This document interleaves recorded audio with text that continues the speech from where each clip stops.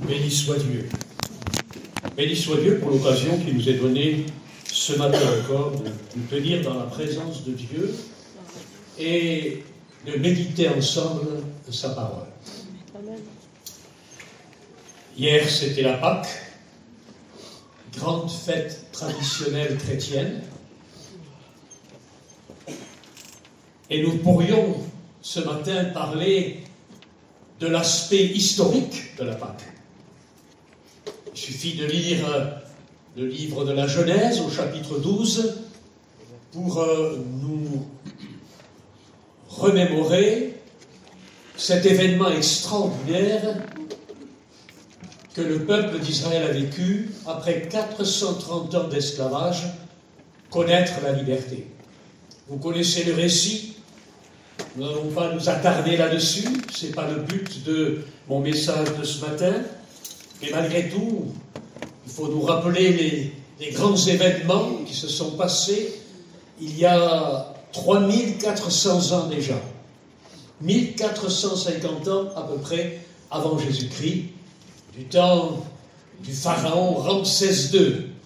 Je pense que vous avez eu tous l'occasion de voir le film qui a été fait sur cet événement de l'Exode, le film de Moïse, qui relate, disons, sans trop de dérapage, ce texte donc de la Genèse au chapitre 12. Mais le but de ma méditation ce matin, ce n'est pas de revoir ces événements les uns après les autres, les circonstances, comment Dieu a agi, quels ont été les ordres que Moïse a reçus pour justement amener le peuple à franchir cette étape du passage. Le mot Pâques signifie passage, signifie même passer outre. Passer outre, pourquoi ? Eh bien parce que l'ange exterminateur, ce soir-là, lorsqu'il voyait le sang sur les linteaux des portes de la maison des Hébreux, il passait outre le jugement et la plaie qui avait été en quelque sorte annoncée par Moïse sur le peuple d'Égypte, eh bien, n'atteignait pas les enfants d'Israël qui avaient sacrifié l'agneau et prenant le sang de cet agneau sacrifié par famille, avaient marqué le linteau de leur porte, et d'où est resté ce mot Pâques, qui signifie passer outre. Mais il a le sens aussi de passer d'une situation à une autre. Ils sont passés de l'esclavage à la liberté. L'esclavage à la liberté. C'était une porte de délivrance qui leur était donnée. Nous ne resterons pas donc sur l'aspect historique de Pâques. Il y a un deuxième aspect historique que nous connaissons, qui s'est passé il y a 2000 ans, il y a 2000 ans déjà, la mort et la résurrection de Jésus-Christ. Nous le trouvons dans les 4 évangiles. Les 4 évangiles nous parlent de la crucifixion de Jésus et de sa résurrection, donc le 3e jour. C'est aussi un aspect historique. Christ est ressuscité. Amen. Amen. Christ est ressuscité. Quand on se rencontre en Russie, quand on se rencontre, même les inconvertis, le jour de Pâques, ils se saluent, non pas en se disant bonjour, mais en disant Isus voskres, Christ est ressuscité. Amen. En Grèce aussi. C'est une coutume de l'Église orthodoxe, et comme les Russes sont orthodoxes, comme les Grecs sont orthodoxes, ils se saluent le jour de Pâques, non pas en se donnant une poignée de main, ou en s'embrassant, ou éventuellement en se disant bonjour ou hello comme font les Américains, mais ils témoignent de leur foi en disant Isus voskres. En grec on dit Isus anastitike. Jésus est ressuscité. C'est un terme qui est employé en Grèce et c'est un terme aussi utilisé en Russie. J'ai reçu des dizaines et des dizaines de petits mots sur WhatsApp où tous les Russes qui m'envoyaient leurs salutations pour le jour de Pâques m'écrivaient en russe Isus voskres, Isus voskres, Isus voskres. Alifia voskres, il est vraiment ressuscité. c'est leur façon de se présenter et c'est leur façon de s'exprimer le jour de Pâques. Mais mon but ce matin n'est pas de parler de l'aspect historique de l'Exode, même de l'aspect historique de l'Évangile, mais de l'impact de la résurrection dans notre vie. Amen. Je pense que c'est ça qui est important pour nous. L'impact de la résurrection dans notre vie. Tous, nous connaissons tous, et nous y reviendrons certainement, mais nous connaissons tous les événements de l'Exode et les événements des 4 évangiles qui nous relatent la crucifixion, la mort et la résurrection de Jésus. Mais je pense que c'est important pour nous chrétiens, ce matin, de réaliser quel impact peut avoir la résurrection de Jésus dans notre vie quotidienne, dans notre vie de chrétien, dans notre vie d'enfant de Dieu. Est-ce que vous comprenez cela? Je pense qu'il faut être réaliste et non pas voir Pâques comme un événement important dans la liturgie chrétienne, mais voir quel effet ça va avoir dans ma vie et quel va être le résultat dans ma vie chrétienne, le bénéfice que je vais tirer de la mort et de la résurrection de Jésus-Christ dans mon quotidien d'enfant de Dieu. Est-ce que vous comprenez ce que je veux dire?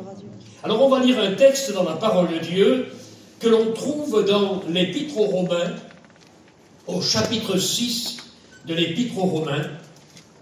Prenez vos Bibles si vous en avez. Chapitre 6 de l'Épître aux Romains et au verset 3. Il nous rappelle quelque chose d'important. Et il nous dit, ignorez-vous, vous savez, vous n'êtes pas ignorants. Je vous le rappelle, dit Paul. Ignorez-vous que nous tous qui avons été baptisés en Jésus-Christ, c'est en sa mort que nous avons été baptisés. Nous avons donc été ensevelis avec lui par le baptême en sa mort, afin que comme Christ est ressuscité des morts pour la gloire du Père, de même nous aussi, nous marchions en nouveauté de vie. L'apôtre Paul nous associe, en tant que chrétiens, enfants de Dieu, à la mort de Christ et à sa résurrection. Ce n'est plus un événement historique, c'est quelque chose qui nous touche dans le cœur, dans l'âme, dans notre vie, dans notre relation avec Dieu, et que nous sommes appelés à vivre en tant que chrétiens. Nous sommes associés, identifiés à la mort de Christ et à sa résurrection. Alors regardez ce qu'il dit un peu plus loin.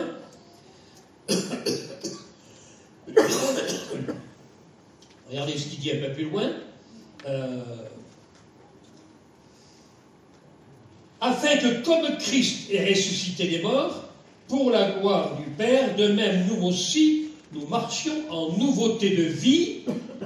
En effet, si nous sommes devenus une même plante avec lui par la conformité à sa mort, nous le serons aussi par la conformité à sa résurrection.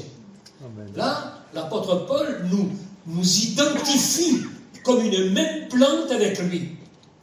Une même plante avec lui. C'est important. C'est-à-dire nous avons les mêmes racines.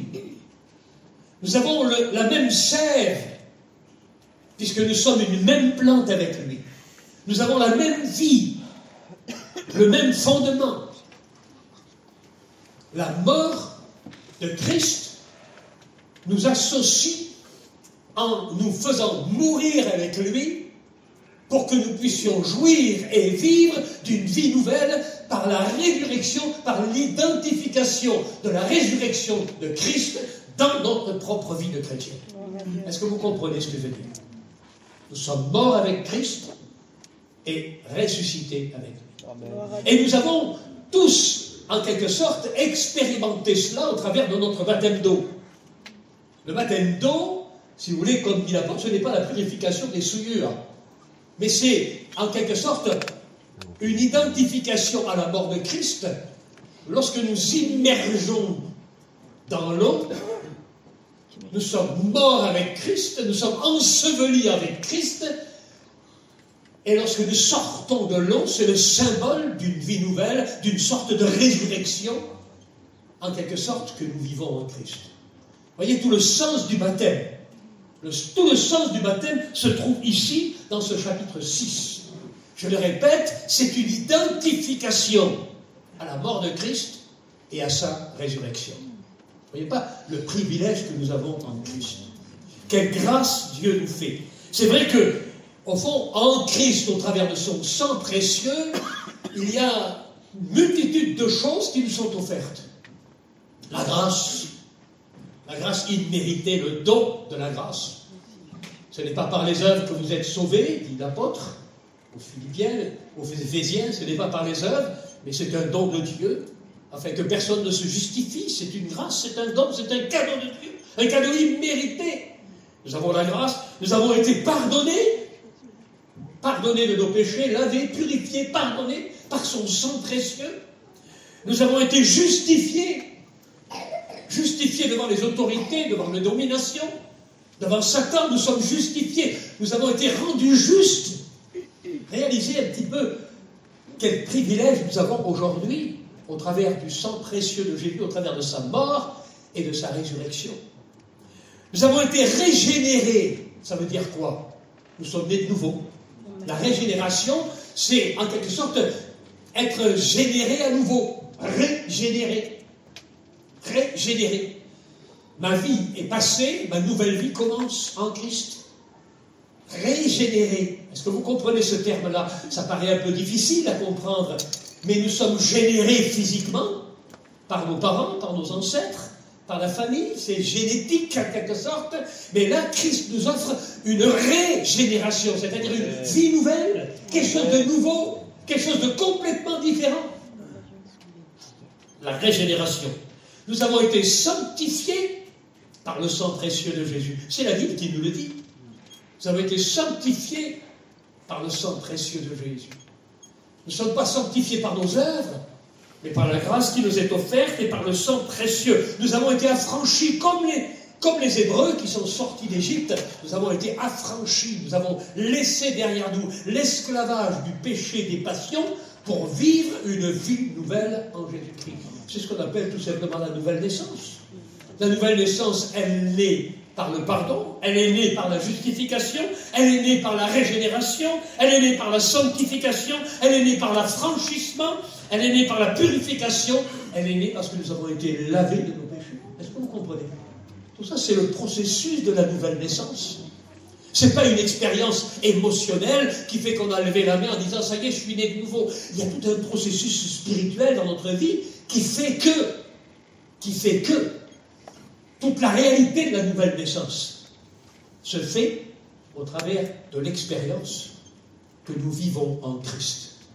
Nous sommes morts, et parce que nous sommes morts, dans la mort, nous recevons la sanctification, la régénération, l'affranchissement, la purification. Toutes ces choses, nous les recevons dans la mort. Parce que nous nous débarrassons du vieil homme et de la vieille femme aussi. Je me rappelle cette petite histoire. Il y a le pasteur Lécossais qui racontait qu'il était en train de prêcher tout au début du réveil, et puis qui disait il faut se débarrasser du vieil homme, il faut se débarrasser du vieil homme. Et il y a une petite sœur qui est venue me trouver, elle avait 75 ou 80 ans. Frère, comment je vais faire pour me débarrasser de mon vieil homme? Ça fait 60 ans que je suis marié avec lui. Et c'est cette vieille nature, qui s'accroche à nous, que nous traînons comme un boulet chaque jour, qui nous empêche de faire bien souvent la volonté de Dieu, qui nous entraîne quelquefois même loin de lui. Cette vieille nature, il faut la faire mourir. Nous sommes morts au péché. Nous allons le lire d'ailleurs dans la suite de ce verset, qui ne se termine pas ici. Regardez ce qu'il est écrit ici. En effet, si nous sommes devenus une même plante avec lui par la conformité à sa mort, c'est la mort. Quand nous mourrons en Christ, que nous recevons en quelque sorte la semence de cette nouvelle nature, de cette nouvelle plante en Christ. Nous sommes identifiés à Christ. Regardez ce qu'il dit. Voici, nous le serons aussi par la conformité à sa résurrection. Si nous sommes conformes à sa mort, nous sommes conformes à sa résurrection. Il ne peut pas y avoir de résurrection sans la mort. Pour ressusciter, il faut mourir. Si vous voulez ressusciter spirituellement dans une vie nouvelle, il faut apprendre à mourir à nous-mêmes, à mourir à notre vie passée, à être crucifié avec Christ. C'est ce que l'apôtre Paul avait réalisé lorsqu'il écrit « Je suis crucifié avec Christ, ce n'est plus moi qui vis, c'est plus moi, c'est plus moi le Saul de Tarse qui vit, c'est moi le Paul. Ce n'est plus moi qui vis, c'est Christ qui vit en moi. » Est-ce que vous réalisez cela? C'est important. Et c'est ça tout le sens de la Pâque. Le vrai sens de la Pâque, c'est ça. C'est pas fêter Pâques parce que c'est vrai, c'est la résurrection de Jésus. Gloire à Dieu. Mais quel impact, quelle importance, quel signe, en quelque sorte, ça va faire naître dans ma vie, dans mon cœur, dans ma façon de me comporter. Qu'est-ce que ça va changer, la Pâque? Si ce n'est que la fête de Pâques en pensant à la résurrection de Jésus, mais on est à la moitié du chemin, il faut aller plus loin. Il faut réaliser davantage quelle est la portée de la résurrection de Jésus, quelle est la portée de sa mort et de sa résurrection. Regardez d'ailleurs ce que dit l'apôtre dans ce même verset. Sachant que notre vieil homme a été crucifié avec lui. Il revient sur la crucifixion, il revient sur la mort. Notre vieil homme a été crucifié avec lui. Notre vieille nature, le vieux René, il a été crucifié en Christ le jour où je me suis converti. Et laissez-moi vous dire une chose, il y a encore crucifié, parce qu'il a besoin d'y rester encore. Il n'est pas encore descendu, il est toujours là, et il a besoin de rester crucifié avec Christ chaque jour. Crucifier mon caractère, crucifier mes désirs, mes passions, crucifier tout ce qui est charnel en moi. Il a besoin de rester. Ça fait plus de 60 ans qu'il est crucifié et je veux qu'il reste jusqu'au bout, jusqu'au bout, jusqu'au bout. Afin que je puisse vivre plus pleinement encore une vie nouvelle en Jésus-Christ par la résurrection. Est-ce que vous comprenez ce que je veux dire? Il dit, voici, afin que le corps du péché soit réduit à l'impuissance. Quand on est crucifié, quand on est mort, le péché n'a plus de pouvoir. Le péché n'a plus de pouvoir. On est mort au péché. On n'est pas mort à cause du péché. On est mort au péché. Avant de connaître Christ, nous étions morts à cause du péché. Et depuis que nous avons expérimenté Christ, nous sommes morts au péché. C'est tout à fait différent. Les conséquences du péché, c'était la mort. J'étais mort à cause du péché, à cause des conséquences du péché. Et l'humanité entière est dans la mort à cause des conséquences du péché. Mais en Christ, je suis mort parce que j'ai crucifié le péché. Et je suis avec Christ, dans une vie et une relation nouvelle. C'est tout à fait différent. Afin que nous ne soyons plus esclaves du péché, crucifiés dans la mort, pour rendre impuissant la chair, afin que nous ne soyons plus esclaves du péché. Nous sommes esclaves. L'homme est esclave par nature, esclave du péché par nature. Vous ne le sentez pas vous-même? Vous avez des désirs qui sont de véritables liens, quelquefois. Nous sommes esclaves de nos passions, esclaves de nos regards, esclaves de nos désirs, esclaves de tout ce qui est charnel dans notre vie. Nous sommes esclaves, nous luttons, nous combattons tous les jours. Tous les jours, nous sommes en lutte constante contre la chair, constamment. Nous sommes esclaves du péché. Il faut apprendre à mourir au péché pour vivre une vie nouvelle en Christ. Et ça, c'est important. Et la parole de Dieu nous en donne l'occasion et nous donne l'occasion de le vivre. Car celui qui est mort est libre du péché.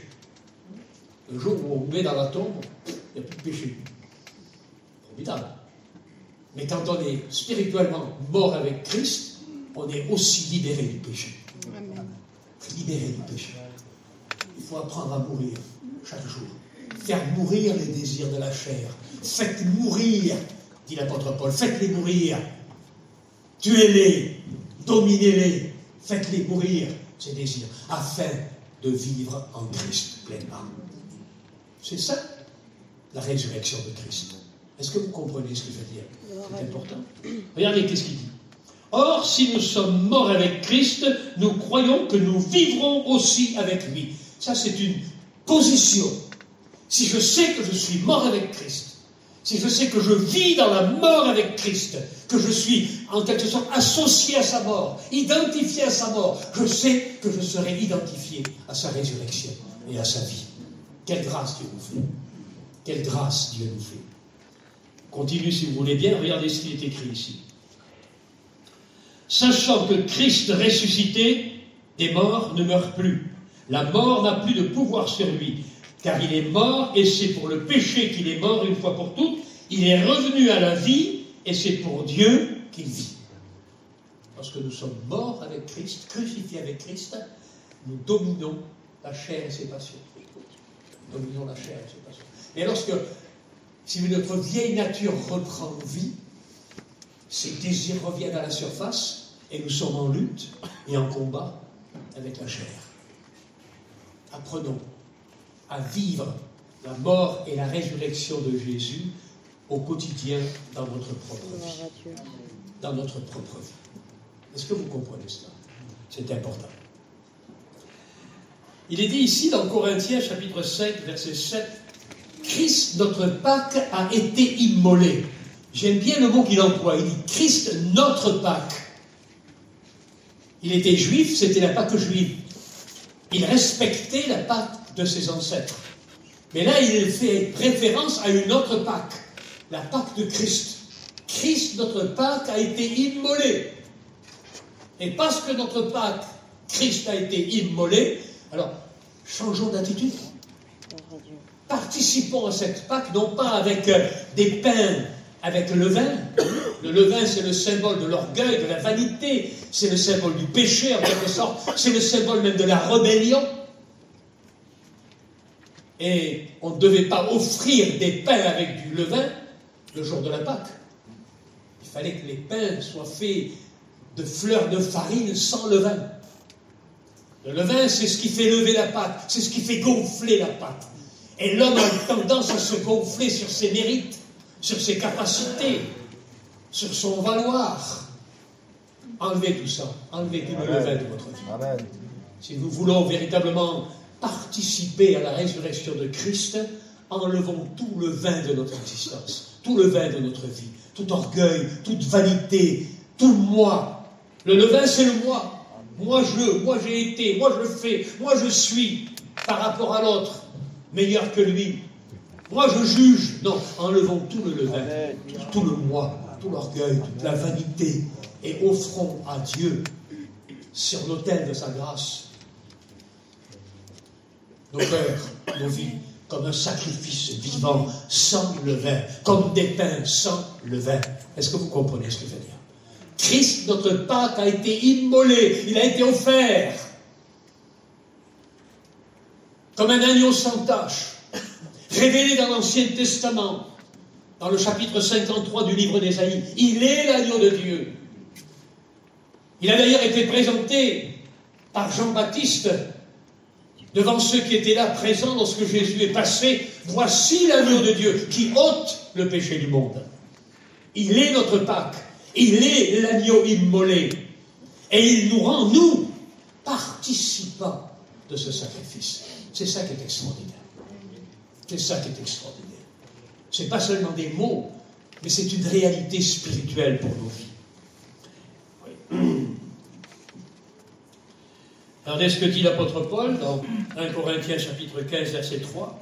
Je vous ai enseigné qu'avant toute chose, avant tout, avant les dons spirituels, avant l'eschatologie ou éventuellement la révélation de l'Apocalypse avec les cornes des bêtes, avant tout cela, je vous ai enseigné, et la base et le fondement de l'enseignement de Paul, c'est celui-ci, je vous ai enseigné avant toute chose que Christ est mort pour nos péchés, selon les Écritures, il a été enseveli et que le troisième jour, il est ressuscité. Amen. Voilà le centre du message de Paul. Amen. La mort et la résurrection de Jésus. Mais il veut impacter cette mort et cette résurrection de Jésus dans nos vies, dans notre propre vie. Est-ce que vous comprenez? Nous avons besoin, en quelque sorte, de vivre la résurrection de Jésus tous les jours dans notre vie. Tous les jours. Non pas seulement une fois par an quand c'est la Pâque, mais tous les jours, nous avons besoin de vivre la résurrection de Jésus. C'est-à-dire vivre l'éveil à la vie, le retour à la vie, la gloire à la vie. Il nous rend participants.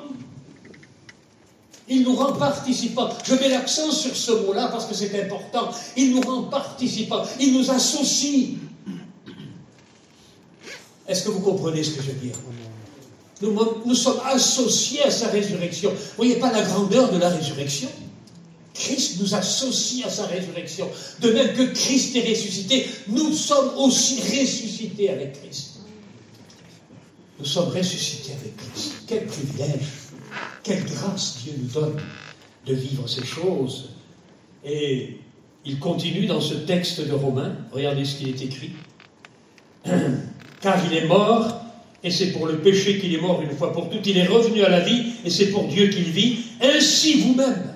Il rappelle qu'en définitive, Christ est mort, il est ressuscité, mais vous-même maintenant. Il rappelle encore, il associe les chrétiens de Rome à cette résurrection. Il dit, ainsi vous-même, regardez-vous comme mort au péché et comme vivant pour Dieu en Jésus-Christ. Chaque fois qu'il parle de la résurrection, il associe les chrétiens, il associe l'Église, il associe les fidèles à la mort et à la résurrection de Jésus. C'est ça la vie chrétienne. Et qu'est-ce que ça va nous amener dans le concret de notre vie? Devant un tel amour, devant une telle grâce, devant un tel privilège que de savoir que nous sommes cachés en Christ. Cachés en Christ. Le fait d'être caché, c'est aussi être protégé, être gardé, être dans l'intimité de Christ. Qu'est-ce que ça doit produire dans notre vie? Ça doit produire du renoncement. Amen. On n'aime pas ce mot-là, renoncer. En général, on n'aime pas prêcher sur le renoncement dans certaines églises. C'est un mot tabou. On préfère parler de bénédiction, de joie, de paix, de bonheur, de guérison. Et pourtant, ça fait partie du message évangélique, le renoncement. Quand on a connu Christ, quand on a été participant de sa mort et de sa résurrection, mais comment ne pas, dans son cœur, désirer renoncer à ce qui déplaît à celui qui nous a fait? Est-ce que vous comprenez cela? Il y a des gens qui pensent que renoncer, c'est méritoire. Renoncer, c'est méritoire. Seigneur, moi, je vais renoncer à ça et ça, alors ça fait que tu vas me donner ça. Mais le renoncement, c'est pas du marchandage. Est-ce que vous comprenez ce que je veux dire? Le renoncement, c'est pas du marchandage. C'est-à-dire, je vais laisser ça, comme ça tu vas bénir ma fille, tu vas bénir mon fils. Non, on ne marchande pas avec Dieu. On renonce parce qu'on aime. C'est tout à fait différent. Le renoncement n'a rien de méritoire. On ne mérite pas parce qu'on renonce. On ne fait qu'accomplir les désirs de Dieu, la volonté de Dieu, le souhait de Dieu. Répondre à l'amour de Dieu. Quand deux jeunes se marient, dernièrement, on était au mariage de ma petite fille à Rouen. Quand deux jeunes se marient, ils renoncent à leurs parents, même si quelquefois ils sont encore bien accrochés à la famille. Mais en général, ils renoncent à leurs parents. Ce n'est plus la fille du papa et de la maman, ou le fils du papa et de la maman, c'est la femme et le mari qui forment ce couple-là. Même s'il reste le fils et la fille de la famille, il n'y a pas de problème. Il faut respecter sa famille, il faut aimer sa famille. On a des devoirs envers les siens, nous dit la parole de Dieu. Mais pourquoi se sont-ils unis? Quelle est la raison qui a fait qu'en définitive, ils ont décidé de couper les relations extérieures avec leurs amis, leurs habitudes, peut-être leurs projets quelquefois, ou peut-être même leur vie de famille? Ils vont vivre à part, ils vont vivre dans leur caravane, dans leur terrain, dans leur maison, ils vont partir là où ils voudront, ils prennent une certaine liberté. Pourquoi à la base, pourquoi ont-ils renoncé à ces choses? Mais par amour. Amen. Par amour. Oui ou non? Amen. La véritable motivation du renoncement de l'homme, de la femme qui a été crucifié avec Christ, amen, qui est mort avec Christ et qui est ressuscité avec Christ, c'est de s'épanouir dans l'amour de celui qui les a aimés et qui leur a accordé tant de grâce et tant d'amour. Alors on ne peut faire autrement que de renoncer. On renonce à tout ce qui déplaît à l'autre quand on aime. Quand on aime. Il n'y a pas de marchandage. Pas de marchandage.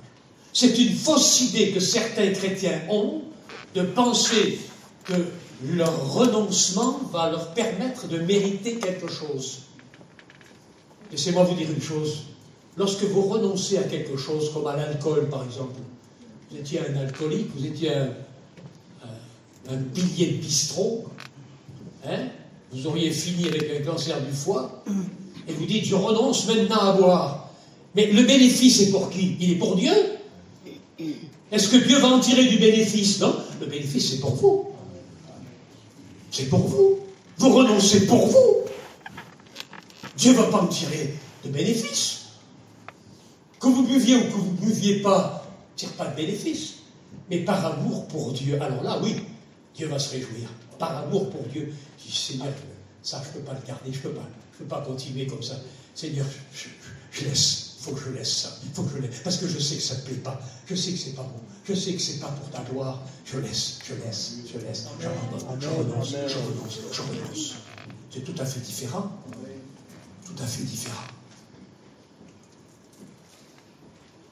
Lorsqu'on laisse le tabac parce qu'on se convertit, je vais vous dire une chose, la plupart du temps, on se sauve d'un cancer des poumons à 80 ans. Des fois à 60 ans même. C'est pas Dieu qui en tire du bénéfice, c'est vous. Et deuxièmement, Dieu se réjouit parce que vous le faites par amour. Vous ne le faites pas pour vous sauver du cancer du tabac, vous le faites par amour pour Dieu. Seigneur, je laisse ça parce que je sais que c'est pas bon. Ça ne me plaît pas. Je t'aime, Seigneur. Et je renonce. Il y a tant de choses que l'on renonce dans la vie. Il y a tant de choses, tant de péchés, tant de vices, tant de choses qui nous prennent, notre caractère, toutes ces choses-là, lorsque nous faisons des efforts et que nous demandons à Dieu de nous aider à renoncer à ces choses et prendre la force en Christ dans la prière, dans le jeûne, pour renoncer à ces choses, nous le faisons pour quelle motivation, pour quelle raison? Par amour pour Dieu, par amour pour Dieu. Par amour pour Dieu. Ne renoncez pas pour te dire de renoncer et de mériter quelque chose. Renoncez par amour pour Dieu.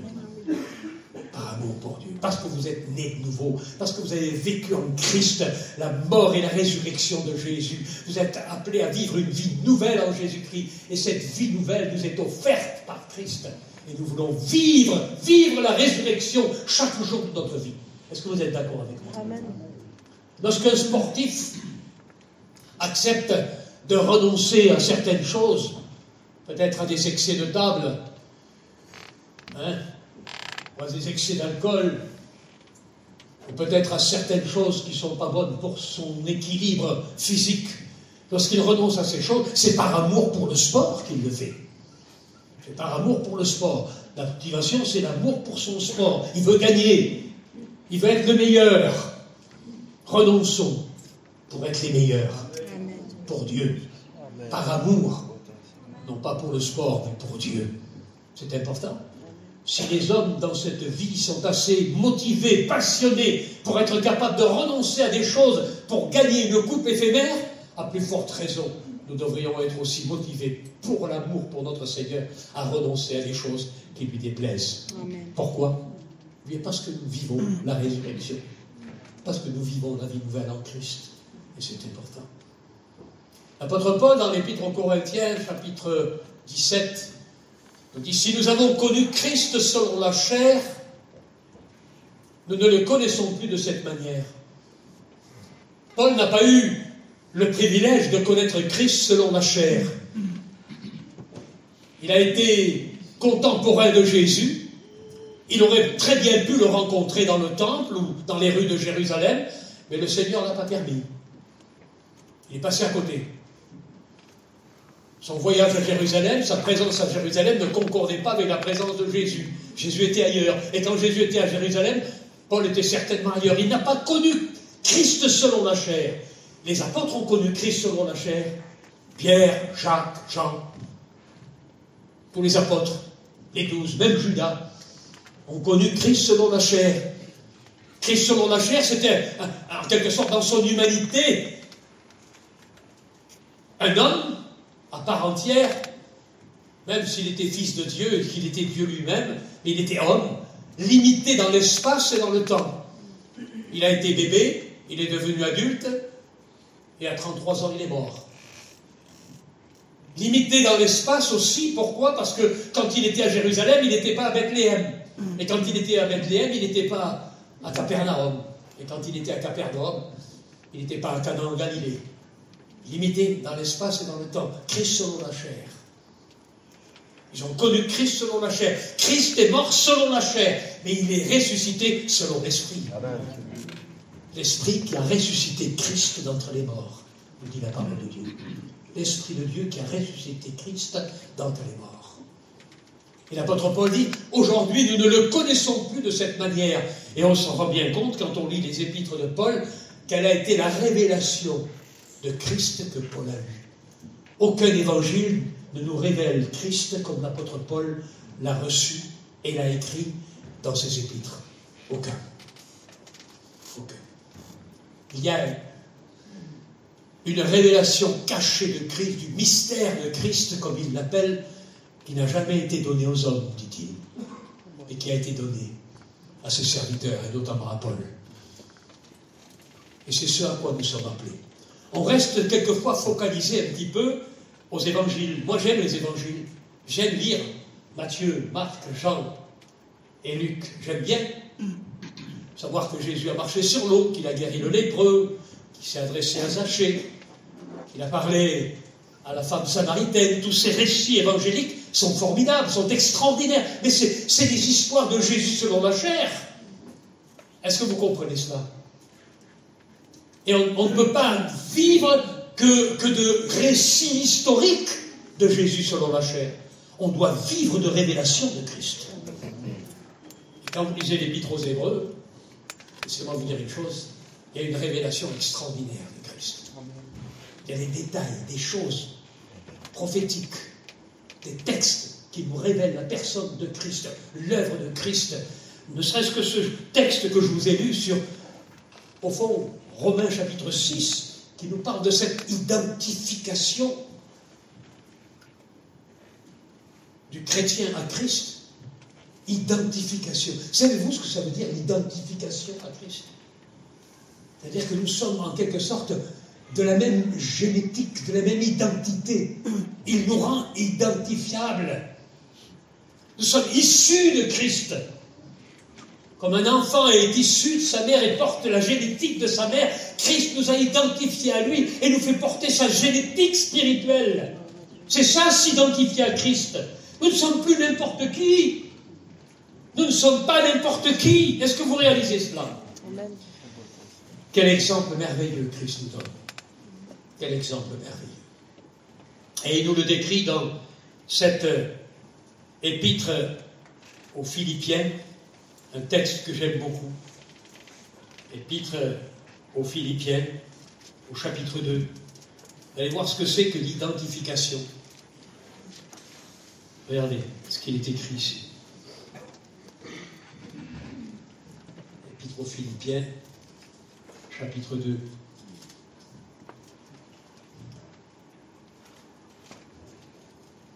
Voilà. Une vieille Bible.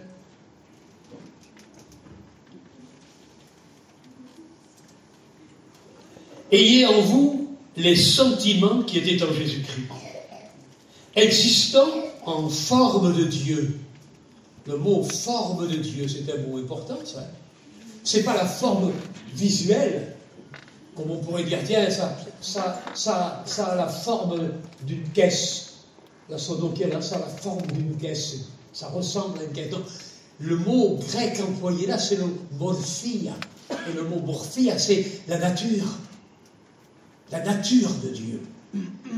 La nature même de Dieu. Et étant, en quelque sorte, de la nature même de Dieu, de la morphia de Dieu, il n'a point regardé son égalité avec Dieu comme étant une proie arrachée. Son égalité, il était Dieu, égal à Dieu, comme Dieu. Regardez bien.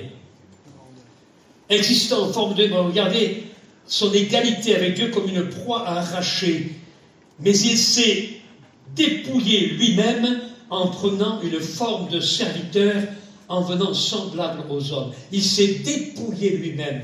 Savez-vous ce que c'est que le mot dépouiller? Je ne sais pas s'il y a des chasseurs parmi nous. Et quand on tue un lièvre ou un animal quelconque, on l'accroche à un arbre, on prend un couteau, on coupe et puis on tire la peau. On tire la peau. Il ne ressemble plus du tout à un lapin. On appelle ça un lapin écorché vif. Se dépouiller, c'est enlever tout ce qui fait, en quelque sorte, cette identification à ce que l'on est. Il s'est dépouillé lui-même. Il a dépouillé sa nature divine pour devenir un homme. C'est pas seulement accepter d'être un homme Dieu, non. Il a été dépouillé de cette nature divine. Il s'est dépouillé lui-même. Personne ne l'a dépouillé. Ma vie, c'est moi qui l'offre, dit-il. Personne ne la prend. Il s'est dépouillé lui-même. Regardez. Et ça, c'est les sentiments que nous devons avoir. Les mêmes sentiments qui étaient en Jésus-Christ. Il s'est dépouillé lui-même en prenant une forme de serviteur. Une forme, une identité de serviteur. Une identification de serviteur. En quelque sorte, on lui a enlevé sa carte d'identité divine et on lui a donné une carte d'identité de serviteur. Et savez-vous que le mot serviteur qui est employé là est beaucoup plus fort que cela? C'est le mot doulos, c'est-à-dire une forme d'esclave. Il a reçu une marque d'esclave, une identification d'esclave. Lui qui était dans le ciel, dans la gloire, manifestait la gloire du Père, auprès du Père. Tout a été fait par lui et pour lui dans le ciel. Il a accepté d'être dépouillé, d'être arraché, comme il le dit d'ailleurs, arraché à ces choses. Arraché à ces choses. Lui-même s'est offert, a pris l'identité d'un esclave. Il continue et il dit ceci. En devenant semblable aux hommes, et il apparut comme un vrai homme. Le mot vrai homme, dans le texte grec original, c'est plus fort que cela. C'est pas un vrai homme comme un homme ordinaire, non. Comme un homme ordinaire. Le mot vrai, c'est vrai homme, c'est un homme ordinaire, comme vous et moi. Comme vous et moi. C'est pas un super homme, c'est pas un homme au-dessus des autres, un homme ordinaire. Nous sommes des hommes ordinaires. Ne croyez pas qu'on soit des hommes supérieurs. C'est pas parce qu'on est pasteur, prédicateur, nous sommes des hommes ordinaires aux yeux de Dieu. Mais Dieu fait de nous des hommes extraordinaires par sa grâce. Il fait de nous ses enfants. Alors il continue, regardez ça, pour parler du renoncement. Il apparut comme un vrai homme. Il s'est humilié lui-même. Il a été humilié, c'est vrai. Il a été humilié. Il a été maltraité, on lui a craché au visage, on lui a mis une couronne d'épines, on s'est moqué de lui, on l'a flagellé, on l'a meurtri, on l'a crucifié. Il a été humilié, mais la Bible va plus loin. Il n'a pas seulement été humilié, il s'est humilié lui-même. Ça va plus loin. Il n'a pas seulement été humilié, il s'est humilié lui-même. Christ s'est abaissé, il s'est rendu esclave, humilié lui-même, il s'est mis plus bas que celui que l'on humilie. Le dernier des serviteurs, le dernier des doulos. C'est d'ailleurs ce qu'il a prouvé lorsqu'il a, dans le chapitre 13 de Jean, il a été trouver ses disciples et il s'est agenouillé devant eux, il a pris un linge. Et savez-vous que le mot justement original grec, quand il dit il a pris un linge dont il s'est ceint, le mot grec original c'est il a pris le tablier de l'esclave. C'est le terme exact. Il a pris le tablier de l'esclave, le tablier qui était destiné aux esclaves, les hommes qui servaient, les esclaves, qui faisaient les tâches les plus ignobles, les plus viles. Il a pris leur tablier, il s'est revêtu avec le tablier de l'esclave, il s'est humilié et il a lavé les pieds de ses disciples. Quel exemple pour nous! Quel exemple de renoncement! Alors, ce n'est pas nos petits renoncements, nos petits renoncements qui nous arrangent un petit peu. C'est pas ça, c'est plus que cela. Renoncement veut dire, en quelque sorte, engagement dans une attitude d'humilité, de sacrifice, de don de soi, prêt à servir les autres. C'est renoncer à tous ces avantages, renoncer à sa propre vie, renoncer à ce que l'on est, à notre orgueil, à notre vanité, à nos titres. C'est ça, renoncer véritablement, comme Christ a renoncé à ses titres. Il s'est humilié lui-même, se rendant obéissant jusqu'à la mort et à la mort de la croix. Se rendant obéissant. Quelquefois, on est forcé d'obéir. On est forcé d'obéir. Quand le gendarme vous arrête et que vous dites vous mettre à droite, vous êtes forcé d'obéir. Mais là, Christ n'a pas été forcé d'obéir. Il l'a fait de lui-même. Une obéissance volontaire. Une obéissance joyeuse. Vous savez qu'il y a plusieurs façons d'obéir dans la vie. Vous prenez votre fils. Vous avez 2 garçons. Vous dites à l'un, mon fils, ça serait bien que tu nettoies la voiture ce matin. Oui, mon père, je vais le faire. Vous attendez 1 heure, 2 heures, 3 heures, 4 heures. Il ne le fait pas. Ou alors il va le faire parce que vous insistez. Il va faire la tête, il va mormonner. Mais qu'est-ce que tu fais? C'est toujours moi. J'en ai marre. La voiture, elle va être faite à moitié. Il va obéir par la contrainte. Et puis vous avez le deuxième fils, lui. Il voit que l'auto est sale. Mais il connaît votre cœur. Si je vais faire plaisir à mon père, je sais qu'il aime ça. Je vais prendre la petite brosse, je vais laver les tapis, je vais nettoyer la voiture, je vais cirer les roues. Et quand le père voit ça, il a obéi, mais une obéissance joyeuse, volontaire. Est-ce que vous comprenez ce que je veux dire? Quelle différence quand on obéit à Jésus? Par contrainte. Seigneur, tu me demandes de faire ça. Oui, je vais le faire, Seigneur, je vais le faire. Mais tu sais, j'ai pas trop de temps, mais je vais le faire. Seigneur, tu sais, c'est dur. Là, en ce moment, j'ai pas beaucoup de temps, je suis pris, puis tu as vu, c'est mes affaires, ceci. Je vais le faire, oui, je vais le faire. Ah, ça traîne, on le fait à contre-cœur. On obéit à contre-cœur. Ayons une obéissance joyeuse envers le Seigneur. Pour lui faire plaisir. Est-ce que vous êtes d'accord avec moi? Christ a appris l'obéissance, dit l'Épître aux Hébreux, dans les choses qu'il a souffertes. Ça m'a toujours étonné, ce texte-là. Christ a appris l'obéissance. Comment on peut imaginer Christ, le Fils parfait, le Fils du Père, celui qui a toujours fait la volonté du Père, qui a aimé le Père, qui a été en relation intime avec le Père, mais il n'a jamais désobéi. Et pourtant, l'Épître aux Hébreux nous dit qu'il a appris l'obéissance. Savez-vous à quel moment il a appris l'obéissance, Christ? Je peux vous le dire. À Gethsémane. À Gethsémane. Quand il est placé devant la coupe amère, la coupe des abominations, la coupe du péché, et qu'il fallait qu'il la boive jusqu'à la nuit. Seigneur, si c'est possible, éloigne de moi cette coupe. C'est trop horrible. Éloigne de moi cette coupe. Non pas seulement la coupe de souffrance, c'est vrai qu'il allait souffrir, il savait ce qu'il allait endurer. Mais non pas seulement ça, mais toutes les abominations, toutes les impuretés, tout le péché de l'humanité, depuis Adam jusqu'à aujourd'hui, passé, présent et futur. Il fallait qu'il boive la coupe. Lui, le saint, le pur, le Fils de Dieu, boire cette coupe. Seigneur, si c'est possible, éloigne cette coupe de moi. Mais non pas ma volonté, mais la tienne. Il a appris l'obéissance. Quelle souffrance, quelle douleur. Il a appris l'obéissance. Ne refuse jamais la coupe. Apprends l'obéissance. Est-ce que vous comprenez ça? Se rendant obéissant jusqu'à la mort, même jusqu'à la mort de la croix. C'est pourquoi aussi, voilà le résultat. C'est pourquoi, à cause de ces choses, à cause de ce qu'il s'est dépouillé, à cause de ce qu'il s'est offert, à cause de ce qu'il a souffert, à cause de ce qu'il a appris l'obéissance, à cause de ce qu'il s'est rendu obéissant jusqu'à la mort et la mort de la croix, c'est pourquoi aussi Dieu l'a souverainement élevé. Souverainement, vous savez ce que ça veut dire? Souverainement, c'est bien donner la place d'un roi que l'on élève. Un souverain.